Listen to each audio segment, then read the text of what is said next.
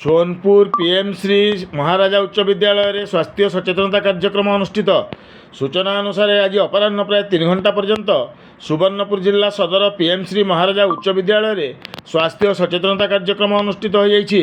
विद्यालयर प्रधान शिक्षक श्री आशीष रंजन रथों सभापतित्व अनुष्ठित यह कार्यक्रम में नाकेनपाली गोष्ठी स्वास्थ्य केन्द्र डाक्तर चित्तरंजन त्रिपाठी और फार्मासी ऑफिसर श्री हृषिकेश मिश्र विभिन्न प्रकार स्वास्थ्य सचेतनता जेपरिक जखमा, कुष्ठरोग, मधुमेह, डायरिया रोग और छात्र मानू छात्रावस्था निशाद्रव्य तथा मादक द्रव्य किपरि दूरे रहिबे एवं शेष में हाथ धुआ प्रणाली उपरे विस्तृत भाव में मार्गदर्शन करथिले।